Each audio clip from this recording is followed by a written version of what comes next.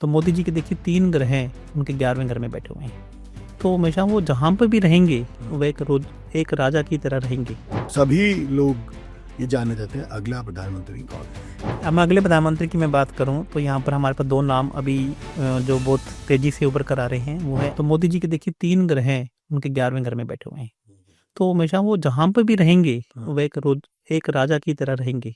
अच्छा, वो राजा की तरह यदि कभी गलती से भी उनका वो राजा का पद उनसे चला गया तो अज्ञातवास में चले जाएंगे। अच्छा, वह कभी भी वापस नहीं मुड़कर देखेंगे और वह ऐसे अज्ञातवास में चले जाएंगे जहां पर उनका कोई भी दखल अंदाजी वो नहीं करेंगे। वाह। अब मैं बात करता हूँ अमित शाह की। मतलब ये जो अभी चरित्र लोगों को दिखता है वैसा ही है। वैसा ही है। वह जब तक राजा हैं वह राजा रहेंगे, उनको वह कभी सुरक्षा के पद पे काम नहीं करेंगे, वह बिल्कुल एक अज्ञातवास में चले जाएंगे। ये मेरा दावा है, मैं आपको बता रहा हूँ। और आने वाला अभी 30 मई से अभी जो अभी अपने चल देख रहे हैं, तो अभी कल से ही ये अपना जो पॉडकास्ट लॉन्च हो रहा है, तो वापिस एक उनका अच्छा समय शुरू हो रहा है अगले 1 साल के लिए। अच्छा, उसके बाद उसका आगे का समय भी बाद में डिसाइड कर लेंगे। मतलब उनका अच्छा समय शुरू है तो देश का भी अच्छा समय देश होगा। का भी ऐसा मान लेते हैं। अभी थोड़ा सा एक ऐसा समय था पिछले 1 से 2 साल के अंदर, जिसमें उनकी एक मानसिक परेशानी, क्योंकि मंगल ग्रह उनका वध में बैठा हुआ है और कहीं ना कहीं उसी से रिलेटेड उनका जो अंतर्दशा उनको विजल दे रही थी। अब उनका बुध ग्रह है जो है, उनकी महादशा अंतर्दशा शुरू हो रही है और बुध ग्रह उनके उच्च के बैठे हुए हैं और वो भी 11th हाउस में। अच्छा, अब जब आपने मोदी जी की बात कर ली और प्रधानमंत्री की बात हो गई तो सभी लोग ये जानना चाहते हैं अगला प्रधानमंत्री कौन है। क्या इस बारे में कोई आपकी राय है? अब मैं अगले प्रधानमंत्री की मैं बात करूं तो यहाँ पर हमारे पास 2 नाम अभी जो बहुत तेजी से उभर कर आ रहे हैं वो है अमित शाह हाँ, और योगी जी। हाँ जी। अब अमित शाह जी की कुंडली के यदि मैं बारे में बात कर रहा हूँ, तो किसी भी को आदमी को जो लीडर बनाता है, वह 2 ग्रह बहुत इंपॉर्टेंट है, उसमें सूर्य और मंगल। यहाँ रोक रहा हूँ आपको और मैं अपने व्यूअर्स को बताना चाहता हूँ कि ये चीजें नोट कर लो। जो लीडर बना सकते हैं वो 2 ग्रह कौन से हैं, और अभी थोड़ी देर पहले हमने बात की थी कि कैसे संख्या बल बढ़ानी है, उस पर ही काम करना है। अभी मैं आपको समझता हूँ पैसा कौन से ग्रह देते हैं, हाँ, ये अलग बात है, और अच्छा, लीडर कौन बनाते हैं ये अलग बात है। हाँ, पहले लीडर वाला बता दीजिए, फिर पैसे के बारे में बात। पैसे के बारे में तो बात करेंगे ही करेंगे। तो लीडर जो है वो सूर्य और मंगल ग्रह बनाते हैं। हाँ जी। और अमित शाह जी के सूर्य 2nd हाउस में बैठे हैं और मंगल उनके 11वें घर में बैठे हैं, यानी कि बहुत अच्छी पोजीशन में उनके बैठे हुए हैं, लेकिन सूर्य भी नीच के हैं और मंगल भी नीच के हैं। अच्छा, तो यानी कि इसका मतलब सूर्य नीच के हैं, मंगल भी नीच के हैं। जो ग्रहों की पोजीशन है वह बहुत अच्छी है, उनकी राशियों की पोजीशन है वह बहुत अच्छी है, अच्छा, लेकिन नीच के साथ साथ में अच्छा ये है कि सूर्य और मंगल उनके शत्रु ग्रह नहीं है।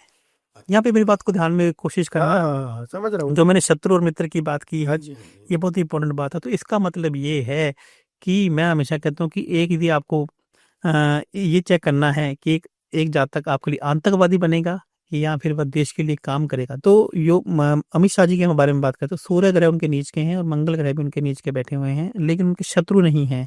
और यदि यहीं पे मंगल ग्रह और सूर्य ग्रह नीच के भी हो जाएं और उनके शत्रु भी हो जाएं, तो ऐसा जातक अपने देश के अगेंस्ट में काम करता है। अच्छा, और जब सूर्य ग्रह और मंगल ग्रह नीच के होते हैं और वो आपके मित्र ग्रह बैठे होते हैं, तो इसका मतलब है कि ऐसा जातक किसी से डरता नहीं है।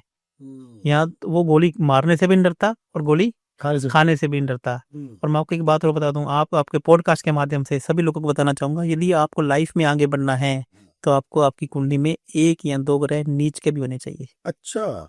तो मतलब ये जो लोग डरते हैं कि हमारा नीच का ग्रह है, उससे डरने की जरूरत नहीं है, पर ये देखना है आपके मित्र ग्रह कौन सा है और शत्रु ग्रह कौन सा है। अभी ये मैं आपसे बात करते हुए समझ रहा हूँ। मैं आपको नीचता की बात सुनाता हूँ ना। हाँ, आप एक बात बताइए, यदि आपको आगे बढ़ना है तो आपको किसी को तो मारना पड़ेगा ना, हाँ, किसी को तो हराना पड़ेगा। हाँ, यदि आपके सारे ग्रह उच्च के बैठे हैं और कोई ग्रह आपका नीच का नहीं बैठा है, तो आप किसी को हरा ही नहीं पाएंगे। फिर तो आपके अंदर क्षमा भाव आ जाएगा, आप किसी को कैसे हरा पाएंगे। बिल्कुल सही। और किसी को हराने के लिए आपको येन केन प्रकरण साम दाम दंड भेद सब अपनाना पड़ेगा। तो जब भी आपको आपका नीच का ग्रह कोई आपकी सपोर्ट में नहीं खड़ा होगा, तो आप साम दाम दंड भेद कैसे अपना पाएंगे।